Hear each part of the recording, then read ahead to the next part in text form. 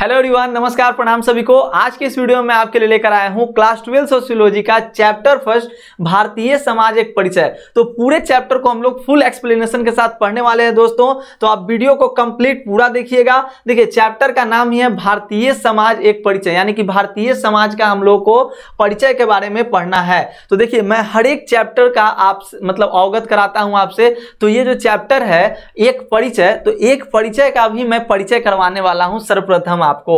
तो देखिए, यहां पर मैंने हेडिंग डाला है एक परिचय का परिचय, मतलब कि चैप्टर का नाम है आपका भारतीय समाज एक परिचय, और उसका मैं अभी आपको परिचय करवाने जा रहा हूं। तो देखिए, ये जो पाठ्य पुस्तक है सोशियोलॉजी क्लास 12 का, इसका उद्देश्य है भारतीय समाज से आपका परिचय कराना, लेकिन सहज बोध के नजरिए से नहीं, बल्कि समाजशास्त्रीय दृष्टिकोण से। जो समाजशास्त्रियों द्वारा जो दृष्टिकोण एक मतलब बनाया गया, उस दृष्टिकोण से आपको भारतीय समाज से परिचय कराना, अवगत कराना इस बुक का काम है। क्लियर? देखिए, पाठ्य पुस्तक का पूर्व दर्शन कर दे हम लोग पहले पढ़ने से पहले। तो कहा जाता है कि समाजशास्त्र की दो पाठ्य पुस्तक में से पहली जो पुस्तक है आपकी, पहला जो बुक है, उसमें आपका परिचय भारतीय समाज की आधारभूत संरचना से कराया जाएगा, और जो सेकंड बुक जो आपको पढ़ना है उसमें भारत में सामाजिक परिवर्तन एवं विकास की विशिष्टताओं पर केंद्रित होगी। तो उसमें आपको भारत की जो भी आपकी क्या है, तो सामाजिक परिवर्तन और विकास की जो भी विशिष्टता है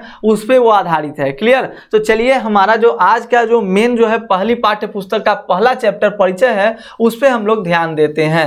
देखिए, सबसे पहले हमें क्या करना होगा, समाज और समाजशास्त्र के बारे में जानना होगा, क्योंकि जब आप समाजशास्त्र के बारे में पढ़ रहे हैं तो सर्वप्रथम तो आपको समाज के बारे में ही जानना होगा। तो समाज क्या होता है? सिंपल सा टर्म्स है, दो या दो से अधिक लोगों के समुदाय से मिलकर बने एक बृहद, यानी बने एक बड़े समूह को हम लोग क्या कहते हैं, तो समाज कहते हैं। देखिए, समाज का मतलब होता है जब दो या दो से अधिक लोगों का एक समुदाय होता है, और वो भी कैसा समुदाय, बड़ा समुदाय, बड़ा सा जन समूह होता है, उसी को हम लोग क्या कहते हैं, तो उसको हम लोग क्या कहते हैं, समाज कहते हैं। क्लियर? तो समाज का तो आपको डिफिनीशन क्लियर हो गया होगा, समाज के बारे में आपको थोड़ी सी जानकारी हो गई। लेकिन अब समाज शास्त्र के बारे में, तो देखिए, समाज शास्त्र विषय जो है वो लोगों के बीच सामाजिक संबंधों के बारे में बताता है कि आपका जो संबंध है वो लोगों से किस प्रकार से है, आप अपने आप को किस प्रकार से समाज में देखते हैं। तो ये सारी बातों को आप क्या करेंगे, समाज शास्त्र में पढ़ने वाले हैं। क्लियर? तो ध्यान दीजिएगा, ये जो समाज शास्त्र जो शब्द है दोस्तों, जिसको आप अंग्रेजी में क्या कहते हैं, अंग्रेजी में इसको आप सोशियोलॉजी कहते हैं। ठीक है, अंग्रेजी में इसको आप सोशियोलॉजी कहते हैं। ये दो शब्दों से मिलकर बना है। ठीक है, मैं अभी आपको बतला दूं, ये दो शब्दों से मिलकर बना है, सोशियस और आपका प्लस लोगस। ठीक है, सोशियस और लोगस, ये लैटिन भाषा का शब्द है और ये ग्रीक भाषा का शब्द है। इन दो शब्द से मिलकर आपका क्या बना, सोशियोलॉजी। तो चलिए, थोड़ा सा मैं इस पे बात करने से पहले समाजशास्त्र के बारे में एक और आपको मतलब बहुत अच्छा फंडा बतला दूं कि समाजशास्त्र का जो पहला बार जो उदय हुआ, ऐसे देखिए, समाजशास्त्र के बारे में ऐसा नहीं है कि समाज के बारे में और इनसे पहले किसी को नहीं पता था, पता था, लेकिन यहां पर जो टर्म्स आपको दिखलाया जा रहा है कि समाजशास्त्र का उदय यूरोप में हुआ था। सबसे पहले समाजशास्त्र जो शब्द है, इसका प्रयोग फ्रांसीसी दार्शनिक फ्रेंच फिलोसोफर अगस्त कॉम्ट ने 1839 में किया था। अगस्त कॉम्ट ने 1839 में किया था। 1838 के मिड में, कहीं कहीं आपको 1838 भी देखने के लिए मिलता है, यानी कि लास्ट 1838 में मतलब क्या हुआ था, ये जो यूरोप के आपके ये फ्रांसीसी दार्शनिक कौन, अगस्त कॉम्ट थे, इन्होंने इस शब्द का प्रयोग किया था। और ये जो शब्द था पहले, इससे पहले अगस्त कॉम्ट जो थे समाजशास्त्र को मतलब सामाजिक भौतिक शास्त्र के नाम से मतलब उसको संबोधित करते थे, सामाजिक भौतिक शास्त्र मतलब सोशल फिजिक्स के नाम से। लेकिन फिर 1839 में इन्होंने इसको एक शब्द दिया, समाजशास्त्र शब्द दिया। क्लियर? अगस्त कॉम्ट को समाजशास्त्र का जनक भी माना जाता है। तो आधुनिक समाजशास्त्र का जनक अगर आपसे पूछ दे साथियों, तो क्या हो जाएगा इसका, अगस्त कॉम्ट। क्लियर? तो याद रखिएगा, नाम थोड़ा देख लीजिएगा किस प्रकार से लिखा जाता है, क्योंकि सब्जेक्टिव में अगर प्रश्न आ जाएंगे तो आपको लिखना भी होगा। तो यहां पर अभी मैंने जो इंट्रोडक्शन बताया समाज और समाजशास्त्र के बारे में, मैंने यही आपको बताया कि जो समाज होता है वो दो या दो से अधिक लोगों का जो बृहद समुदाय होता है, उसी को हम लोग समाज कहते हैं। और समाजशास्त्र के अंतर्गत हम लोग क्या करते हैं, तो समाजशास्त्र के अंतर्गत हम लोग वही सामाजिक संबंधों के बारे में पढ़ते हैं। क्लियर? और समाजशास्त्र का जनक किनको कहा जाता है, तो अगस्त कॉम्ट को कहा जाता है। और अगस्त कॉम्ट ने ही सर्वप्रथम इस शब्द का भी प्रयोग किया था। कहां के थे, तो ये फ्रांस के थे। क्लियर? तो ये ध्यान रखना है। अब देखिए बात आती है, मैं आपको थोड़ा सा बतला दूं, समाजशास्त्र एक ऐसा विषय है दोस्तों, समाजशास्त्र जो आपका है, सोशियोलॉजी एक ऐसा विषय है जिसके बारे में हमें जानकारी जो होती है वो पहले से ही कुछ ना कुछ होता है, पहले से ही कुछ ना कुछ होता है। अन्य सभी विषय को अगर हम लोग पढ़ने जाएंगे तो उसके बारे में हमें जानकारी जो होती है वो हमें सीखना पड़ता है, उसके बारे में हमें कुछ ना कुछ पढ़ना पड़ता है, जानना पड़ता है, कोई हमें बतलाता है, तब जाकर हमें उसके बारे में नॉलेज होता है। तो लेकिन समाजशास्त्र एक ऐसा विषय है जिसके बारे में हमें कुछ ना कुछ जानकारी पहले से ही होती है, चाहे वो 6 साल का बच्चा रहे, चाहे वो 7 साल का बच्चा रहे। 6 साल के बच्चे से आप ये अपेक्षा नहीं कर सकते हैं कि उसको अर्थशास्त्र के बारे में जानकारी हो, राजनीति शास्त्र के बारे में जानकारी हो, भूगोल के बारे में जानकारी हो, लेकिन 6 साल का बच्चा भी क्या है तो अपने समाज के बारे में कुछ ना कुछ जानता रहता है। कुछ नहीं तो इतना तो जान रहा है ना जी कि ये मेरे माता है, ये मेरे पिता, कुछ अपने संबंधों के बारे में तो जान रहा है ना। तो समाजशास्त्र एक ऐसा विषय है जिसके बारे में हमें जानकारी जो होती है वो पहले से ही होती है। तो इसलिए क्या होता है, इसका एक प्लस पॉइंट भी है और इसका डिमेरिट भी है। प्लस पॉइंट ये है कि समाजशास्त्र के बारे में लोगों को कुछ ना कुछ पहले से जानकारी होता है और लगता है कि समाजशास्त्र जो सब्जेक्ट है, जो विषय है, वो बहुत ईजी सब्जेक्ट है, बहुत आसान सा सब्जेक्ट है, इसको आसानी से पढ़ सकते हैं। क्लियर। और एक कंसेप्ट ये भी है कि समाजशास्त्र को जब आप समाजशास्त्रियों के द्वारा, जैसे अभी मैंने आपको यहाँ पर एक टर्म्स देखिए दिखाया था कि आपका परिचय कराना है किससे, समाजशास्त्रीय दृष्टिकोण से। तो जब आप समाजशास्त्र को समाजशास्त्रीय दृष्टिकोण से पढ़ते हैं तो उस समय ये जो पूर्वाग्रह पहले से जो आपने ग्रहण कर रखा है ना समाजशास्त्र के बारे में नॉलेज, ये आपका वहां पे बाधा बन जाता है। क्लियर। तो चलिए आगे हम लोग थोड़ा सा टर्म्स को देखते हैं। मैंने पूरा का पूरा अच्छा टर्म्स बना लिया है कि आपको पूरा का पूरा अच्छे से समझ में आ ही जाएगा। ठीक है, तो कहीं नहीं जाना है, ध्यानपूर्वक पढ़ते रहना है, समझाना मेरी जिम्मेदारी है, बस आप ध्यानपूर्वक समझिए तो समझिए, बस समझाना मेरी जिम्मेदारी है। देखिए यह एक ऐसा विषय है साथियों जिसमें कोई भी शून्य से शुरुआत नहीं करता है, सभी को समाज के बारे में पहले से कुछ ना कुछ पता होता है। मैंने ये टर्म्स आपको बताया कि समाजशास्त्र एक ऐसा विषय है जिसके बारे में हमें पहले से कुछ ना कुछ जानकारियां होती है तो होती है।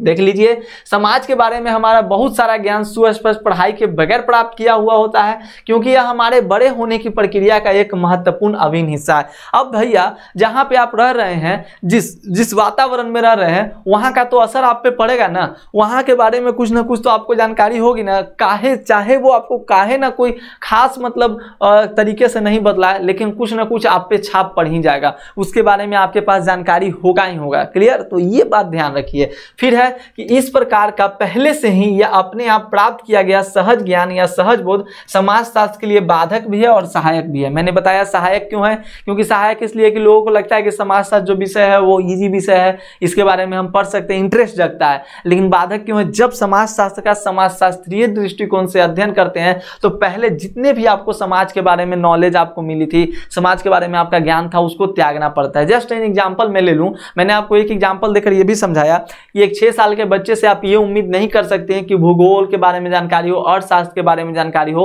लेकिन उसको समाज के बारे में कुछ ना कुछ तो जानकारी होता ही होता है। वैसे ही यहाँ पर जो टर्म्स कहा गया है कि मतलब बाधक भी होता है और सहायक भी होता है। तो बाधक और सहायक के टर्म्स में, जैसे अगर मान लीजिए हम ही लोग एग्जाम्पल लेते हैं, आप में से बहुत सारे ऐसे विद्यार्थी होंगे जो कि किसी बच्चे को होम ट्यूशन पढ़ाते होंगे, या आपने कभी ना कभी कोई विद्यार्थी को पढ़ाया भी होगा।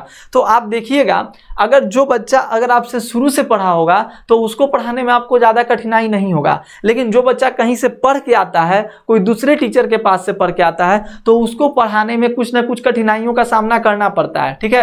अगर मान लीजिए उसको आपने नाउन पढ़ा रहे हैं और वो पहले से नाउन पढ़ रखा है, तो बिल्कुल है कि वो आपको डिस्टर्ब करेगा। बीच में आप पढ़ा रहे हैं सर जातिवाचक संज्ञा, वो पूछ देगा कि सर ये वर्ड जो है वो जातिवाचक संज्ञा क्यों नहीं है, इस तरह से, क्योंकि उसको पहले से उसके बारे में कुछ ना कुछ नॉलेज है, तो आपको पढ़ाने में वो मतलब बाधित हुआ ना जी, बाधा पहुंचा है ना। जैसे एग्जाम्पल के तौर पे, जैसे एक स्वेटर पहले से बुना हुआ है और उसको दोबारा बुनना है, तो उसको उधेरना पड़ेगा कि नहीं उधेरना पड़ेगा, समझ लीजिए उधेरना पड़ेगा ना। तो वही बात यहां पर कहा जाता है कि समाजशास्त्र के लिए बाधक भी है, पहले से जो प्राप्त किया गया ज्ञान है, सहज ज्ञान है, और सहायक भी है। तो आइए देख लेते हैं सहायक क्यों है। सहायक इसलिए है साथियों क्योंकि आमतौर पर छात्र समाजशास्त्र से डरते नहीं, उन्हें लगता है कि यह विषय आसान होगा क्योंकि इसकी विषय वस्तु के बारे में उन्हें पहले से बहुत कुछ पता है। तो यही भी एक प्लस पॉइंट है कि उनको लगता है कि यह जो विषय है वो बहुत आसान है, इसके बारे में उनको पहले से कुछ ना कुछ जो है वो नॉलेज होता है, ठीक है। लेकिन सहज बोध या कॉमन सेंस द्वारा जो प्राप्त किया ज्ञान होता है समाज शास्त्र के लिए बाधा भी होता है, समस्या भी है। वो इसलिए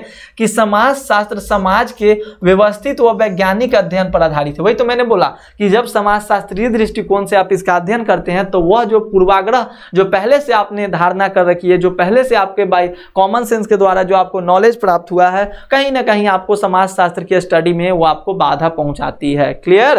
किसी बुने हुए स्वेटर या अन्य वस्त्र को नए सिरे से बनने के लिए पहले ही बुनाई को उधेड़ना पड़ता है, पहले की बुनाई को उधेड़ना पड़ता है। और ठीक उसी तरह समाज शास्त्र को सीखने से पहले हमें समाज के बारे में अपनी पूर्व धारणाओं को उधेड़ना पड़ता है। तो पूर्व धारणा, क्योंकि देखिए पूर्व धारणा ऐसी रहती है, समाज में हमारी पूर्व धारणा ऐसी रहती है दोस्तों, मुझे हंसी भी आ रहा है क्योंकि हम लोग अपने हितों के बारे में ही केवल सोचते हैं। समाज में हमारी धारणा पहले से केवल अपने हितों के बारे में बनी हुई रहती है कि नहीं? तो ध्यान दीजिएगा, आगे बढ़ते हैं। वास्तव में समाज शास्त्र को सीखने के प्रारंभिक चरण में मुख्यतः यह भूलने की प्रक्रिया भी शामिल है, मतलब पुरानी विचारधाराओं को भूलना ही पड़ेगा। अतः हमारा बिना सीखा गया ज्ञान या सहज बोध सामान्य बोध अक्सर हमें सामाजिक वास्तविकता को केवल एक हिस्सा ही दिखलाता है, और इसके अतिरिक्त यह समानता हमारे अपने सामाजिक समूह के हितों एवं मतों की तरफ झुका हुआ होता है। मतलब अपने बारे में अच्छा सोचना, अपने लिए सब चीज अच्छा करना, ऐसा आपकी धारणा बन जाती है। क्लियर। जो पहले से ज्ञान प्राप्त हुआ था,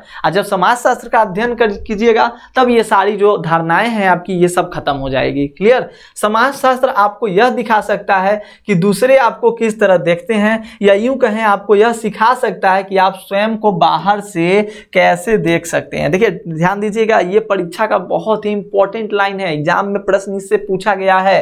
देखिए समाज शास्त्र आपको यह दिखा सकता है कि दूसरे आपको किस तरह देखते हैं, मतलब कोई दूसरा व्यक्ति हो आपको किस तरह देखता है, या यूं कह लीजिए कि आपको यह भी सिखा सकता है कि आप स्वयं को बाहर से कैसे देख सकते हैं। इसे दोस्तों स्ववाचक यानी सेल्फ रिफ्लेक्सिविटी या आत्मवाचक रिफ्लेक्सिबिलिटी कहा जाता है। ध्यान दीजिएगा, एग्जाम में प्रश्न पूछा गया है। क्लियर ना दोस्त? तो एग्जाम में इसको पूछा गया है कि बताइए आत्मवाचक से आप क्या समझते हैं। तो जब समाज शास्त्र आपको यह सिखा दे कि दूसरे आपको किस तरह से देखते हैं, या एग्जाम्पल के तौर पे आप मतलब ऐसे लिख सकते हैं कि जिसमें हम लोग अपने आप को मतलब स्वयं को बाहर से कैसे देख सकते हैं, इसके बारे में जब हमें पता चलता है उसी को आत्मवाचक कहा जाता है। क्लियर। तो ये लाइन आप ध्यान में रखिएगा कि समाज शास्त्र आपको यह दिखा सकता है कि दूसरे आपको किस तरह देखते हैं, और यूं कहें कि आपको यह सिखा सकता है कि आप स्वयं को बाहर से कैसे देख सकते हैं। इस लाइन को आप मेंशन कर लीजिएगा अपने कॉपी में, क्योंकि जो भी पढ़ा रहा हूं सबका नोट्स बनना चाहिए। नोट्स नहीं बनाइएगा काम नहीं चलेगा, नोट्स आपको बनाना होगा। क्लियर। जब तक नोट्स ना बनाइएगा तो कुछ नहीं फायदा होने वाला। वीडियो देखिएगा, आज नकल भूल जाइएगा, एग्जाम के टाइम में सारे वीडियोस को रिवीजन करते रहिएगा। अभी टाइम है, अभी रिवाइज कीजिएगा, है कि नहीं भाई? और ये एनसीईआरटी फुल बेस्ड है, ध्यान पूर्वक पढ़ते जाइए। समाज शास्त्र आपको समाज में पाए जाने वाले विभिन्न प्रकार के समूहों, उनकी आपसी संबंधों एवं आपके अपने जीवन, उनके महत्व के बारे में बतलाता है। एक प्रसिद्ध जो मतलब देखिए क्या कहता है कि आपके उनके महत्व के बारे में, अपने संबंधों एवं अपने जीवन में उनके महत्व के बारे में बतलाता है। ठीक है। विभिन्न प्रकार के जो समूह के लोग होते हैं उनके बारे में भी। अब देखिए एक प्रसिद्ध अमेरिकी समाजशास्त्री, इनका नाम आप लोग ध्यान में रखिएगा, सी राइट मिल्स। क्या नाम है? सी राइट मिल्स। इन्होंने लिखा है कि समाजशास्त्र जो है, समाजशास्त्र आपकी व्यक्तिगत परेशानियां एवं सामाजिक मुद्दों के बीच की कड़ियों एवं संबंधों को उजागर करने में मदद कर सकता है। व्यक्तिगत परेशानियां, जैसे हमारी व्यक्तिगत परेशानी क्या क्या हो सकती है? पढ़ाई में मन न लगना है, ये अपना पर्सनल इशू है भाई। बेरोजगारी अपना पर्सनल इशू है भाई, मतलब अपने लिए सेल्फ। तो ये सब जो है वो सामाजिक मतलब व्यक्तिगत परेशानी मतलब समझे, इसको उजागर कर सकता है समाजशास्त्र। अपने आप को जो परेशानी है, कोई मैसेज करना वगैरह वगैरह, मतलब बहुत सारी व्यक्तिगत परेशानियां, मतलब जो अपना परेशानी हो उसी को व्यक्तिगत परेशानी मैंने बोला।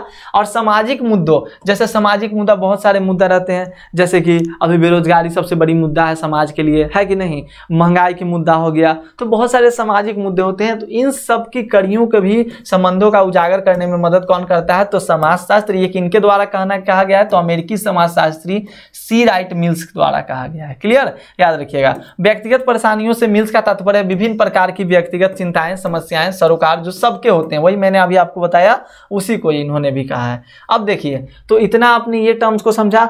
अब मेरा कुछ टर्म्स है, जैसे देखिए दोस्तों, यहां पर कहा गया था कि आपके अपने जीवन एवं उनके महत्व के बारे में बताता है। देखिए, समाजशास्त्र के अंतर्गत बहुत सारी बातों का हम लोग अध्ययन करते हैं। हालांकि ये चैप्टर तो आपका सिंपल सा था, एक छोटा सा चैप्टर आपका चैप्टर 1 परिचय था, मतलब इसमें आपको समाजशास्त्र से केवल परिचय कराना था। असली जो आपका चैप्टर होगा चैप्टर 2 से शुरू होगा, ठीक है। लेकिन मैं आपको कुछ समझा दूं। जैसे देखिए, समाजशास्त्र को पढ़ते हैं तो हम अपने आप को तुलना करने के लिए भी सीख जाते हैं, ठीक है।